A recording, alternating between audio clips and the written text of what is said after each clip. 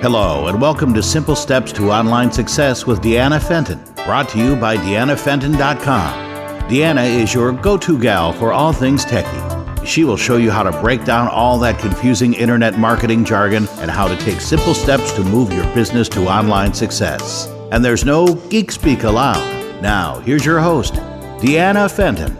Hi everyone, this is Deanna Fenton, and I want to welcome you to Simple Steps to Online Success. This podcast is designed to help the solopreneur and small business owner who's looking to discover how to reach more, make more, and live more by being able to build a business that satisfies their goals and helps to generate income to do the types of things that you want to do in your life. So this is our inaugural podcast, and thought I would take this time to go over a little bit about who I am in case you're just introduced to me for the first time today, and also talk to a little more detail about what this podcast is going to be about and some of the people we're going to meet, what we're going to learn, and we're going to talk about what success truly means. I decided to name this Simple Steps to Online Success because that's been a tagline for my business for the last year or so. But I was encouraged by other people that perhaps I shouldn't say success, that the name of the podcast really should give people a tangible result. Well, my question is, why isn't success a tangible result? Because I think it's real simple to be able to say, profits or revenues and really focus on one specific aspect of success. But I think most entrepreneurs are looking for something more. Yes, of course, we all need to make money. We all want to have profits. We all want to be able to have a business that we're proud of and that helps to provide for ourselves and our families. But there's more to success than money in my book. So we're going to talk a little bit about success and what it means to you.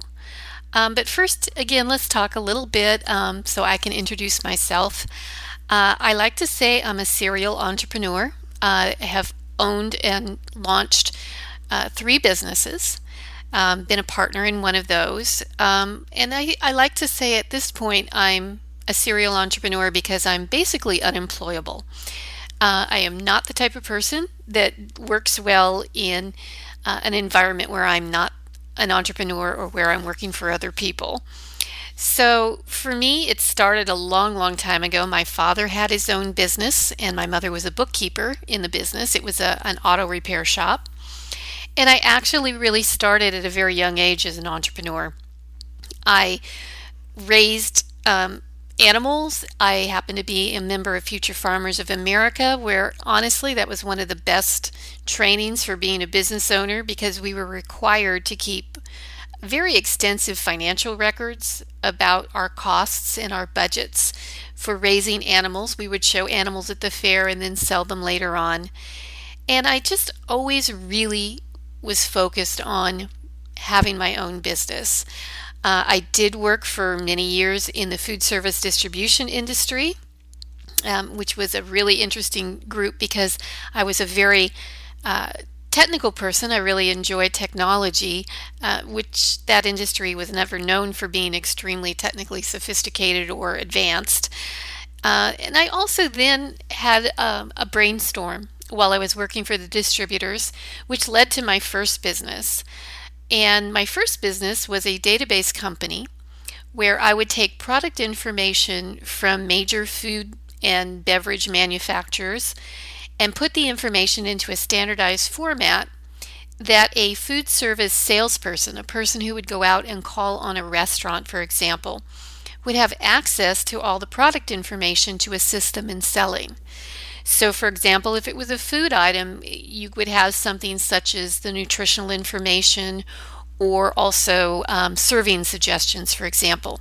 So this information was a huge advance at the time from the way that salespeople typically sold, which was carrying huge binders of paper, point of sale material about products. With this database, they were able to call that information up. I was very fortunate in the late 90s to be able to sell that business to a company in Silicon Valley. And then I went to work for them in developing e-commerce systems for restaurants. So ways for restaurants to be able to order products from their distributors online.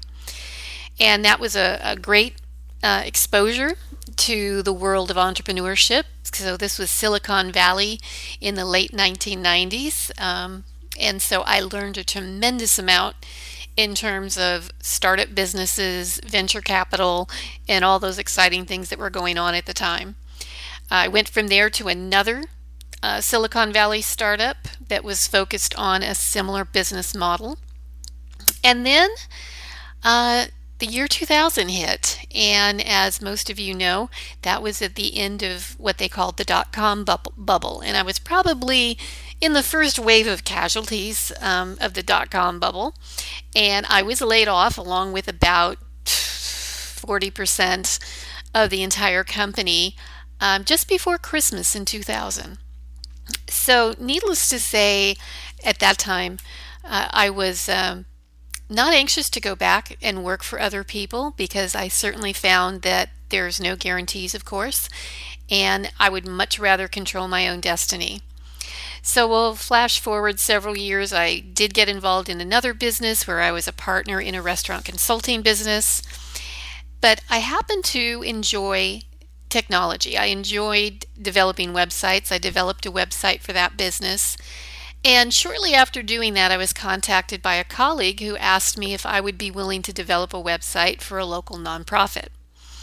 So I started that in about 2004 and really got hooked on the website development and the excitement and just the challenge of working on a more technical level, and really focused on building that business on the side, and decided in 2010 to do that full time. And so I left the partnership with the restaurant consulting and started full time with a business called Compass Strategies, which was my business for web development. As much as I focus on the fact that my business was involved in technology and web development, I always stress the fact that I was a marketer first and a technology person second. Because as much as I enjoy the latest and greatest software and app and service, it comes down to basic marketing principles and being able to use technology as the tool to be able to accomplish marketing. Being able to reach to your customer, to learn about your customer, and to be able to deliver extraordinary service. So it's not all about the technology, it's about what the technology can deliver for us. So as I've gone through my business in the web development, I've also found that there are a lot of times that the small business owners and nonprofits that I work with need more than a website. What they really need is the guidelines and goals and strategies to help them be able to develop a strong, consistent online marketing strategy. And again, it's really easy to get caught up in some of the technical aspects and get overwhelmed very quickly with all the options that are out there, such as your options in social media, for example. So my goal has been to really be able to work very closely with my clients to help them set that strategy, to develop the communication channels with their customers and their potential customers, to be able to use technology to reach and satisfy those customers. So I have morphed this business from simply web development into a coaching and consulting company, DeannaFenton.com. So DeannaFenton.com is my platform, not only for the podcasts and for the coaching and training, but also to be able to work with business owners to really define their goals for their lives as well as their businesses. So that's really the reason that I stuck with the title of Simple Steps for Online Success. And I want to revisit my comment to you about really what the definition of success is for you. And to talk about that, I'm going to talk about a few examples of clients and people that I know well, to talk about their goals and understand more about what they're trying to accomplish in their lives.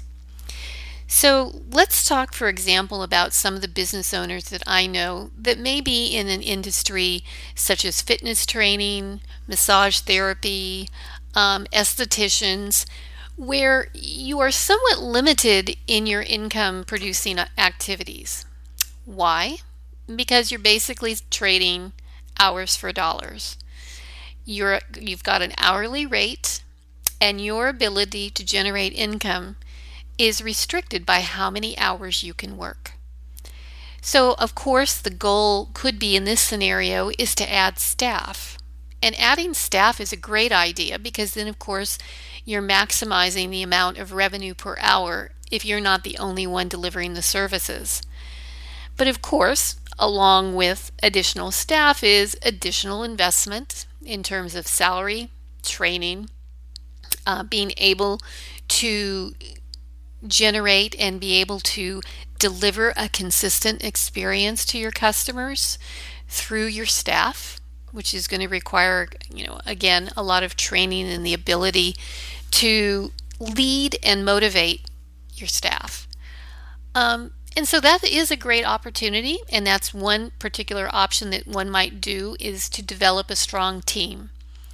Developing a strong team means a big requirement in terms of being able to define what your goals are for your business and the consistent level of service and ways to delight the customer that you can motivate and to be able to have your team be able to deliver as well. So from that standpoint, that's one definition of success. So the success might be building a strong team that allows you to not be the only one to deliver all the services that need to be produced for your customers. But then again, there could be a burning desire that you have to educate. So a lot of times I work with people that are in a particular industry, but what they long to do is be able to sell to more people. Whatever it is that they have to offer, they want to reach more people. So again, in that environment, that could be because somebody has a particular message that they want to deliver and make available to be able to bring into their business more customers, more clients, to be able to share that. So even if you are the individual delivering all that, once again, you're a bit limited because you're trading those hours for money. You only have so much time. So that level of success for you might be able to recapture time. It might be ways to leverage your time. It could be taking what you already know, taking what you already have, and finding a way to reach a greater audience without spending any more time. And that could simply be a way to be able to get online and produce an online course, to produce a training, to do group coaching or do individual coaching. Those are different ways of generating revenue where you take what you already know, you reach a greater audience, and you're able to maximize your time and reach the largest number of people available. So that too could be success. And again, once you're doing that model of business, or again, if you are building a team, what you are able to do is pretty much generate revenue 24 hours a day. Because of course, as we all know, the internet never sleeps. So you could be reaching an audience outside of the United States. You could be reaching an audience anywhere in the world through what you have to offer by making it available online. So from that standpoint, you're generating revenue 24 hours a day, but you're only working 6 to 8 hours a day. Or if you have a tremendous amount of content, or you're very, very organized at delivering your content, you could be working 4 hours a day and being able to reach people 24 hours a day. And the goal for that too, and I work with a lot of single mothers, that they are the sole source of income for their families and taking care of their children.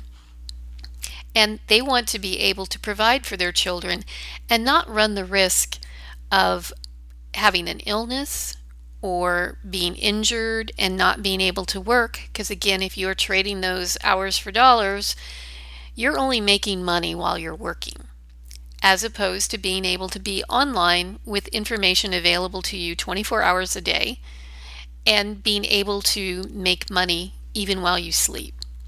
So maybe that's success. Maybe success is knowing that your family is taken care of, knowing that you can share time with your family, and generate income even when you're with your family and not working.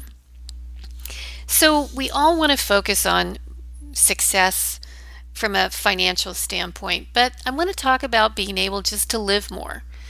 And living more means you're not working Saturdays and Sundays. You're not working late nights while your kids are asleep, but you're able to spend quality time with your family. You're able to do the work that you love, but within a schedule that you can control. So now I've kind of covered all the reasons why we're still going to call this podcast Simple Steps for Online Success. What is it that you could look forward to over the upcoming weeks? Well, I've been extremely fortunate to meet a lot of really fascinating people, mostly business owners that are in the online marketing space. They may be providing services or coaching or additional information to people that are looking to help to develop their own online strategy for their business. Also to focus on what I consider some of the basic tips, tools, and techniques of being able to take an offline business online. Because again, I want you to define what success means to you, and I want you to be open to what the opportunities are by taking your business online. Whether it's to, again, reach a greater audience, to work fewer hours, spend more time with your family, to be able to generate a profitable and successful business based on your terms, and being able to do that online even if you don't consider yourself a very technical person. That's one of the beauties of online marketing, is there are a tremendous number of resources and experts out there to help you. So who is this podcast for? The podcast really is focused on the small business owner that wants to learn how to create the level of success that they define for themselves through an online market or through online marketing. It's not intended to be one of those kind of smarmy guys that's going to tell you that you can make six figures in 90 days by targeting a niche that you know nothing about, but by spending money and throwing traffic generating schemes at it. What I really want to work with is the entrepreneur who has a passion for their business, has a passion for the people that they're trying to serve, and wants simply to be able to reach a greater audience. So I'm not going to be telling you how to research profitable niches unless it is related to something that you truly want to work in and something that really feeds the fire within yourselves. But it's really going to be focused on how can you build a successful online business or develop that successful online strategy for your existing business. So that again is what the focus of this particular podcast is going to be. I hope you'll stick with me over the coming weeks. We've got some really great interviews lined up. Again, individuals that have developed online businesses for everything from software to website hosting. And don't get turned off or feel that the businesses that I'm going to profile may not be relating to you. I was fortunate to attend the Infusionsoft annual conference called Icon 2014 last week. And one of the things that made one of the strongest impacts on me was not so much about the software. It wasn't so much about the techniques and tools and strategies for doing the online marketing using the software. It was basically building a business, and building a business that lasts. A business that focuses on customer satisfaction, and even more so than customer satisfaction, customer delight. It was focused on how do you build a team around you to help you achieve those goals. And a team may or may not be employees. The team may be your coach. The team may be contractors. But how do you develop that? How do you build that type of commitment and in the goal in terms of being able to define and create the business that's going to deliver the success that you seek? I'm going to talk a little bit about great books. That we had some fantastic authors and people that are notable in the marketing world speak at this conference, such as Seth Godin, Simon Sinek, some really great tools and great speakers that I want to share with you and help to give you a little more inspiration and a little more assistance in defining what's going to be success for you. So again, this was our introductory podcast. It's our opportunity for you to learn a little bit about myself, to learn about what my goals are for this, and I really want you to start thinking and really define for yourself what a simple step to online success means to you. And I certainly encourage you to contact me. You can always reach me at deannafenton.com. Love to hear from you. Would also love to have you drop me a review in iTunes if you found this information valuable, and if you are going to continue to listen, would greatly appreciate that review. You can always find me also at my website, deannafenton.com. And I look forward to talking to many of you in the future. I hope that you will enjoy the upcoming podcasts. And I leave you with the goal that helping you to define your simple steps to online success is really what's going to help me achieve the level of success that I'm looking for in my business. So thanks for listening, and we'll talk again soon.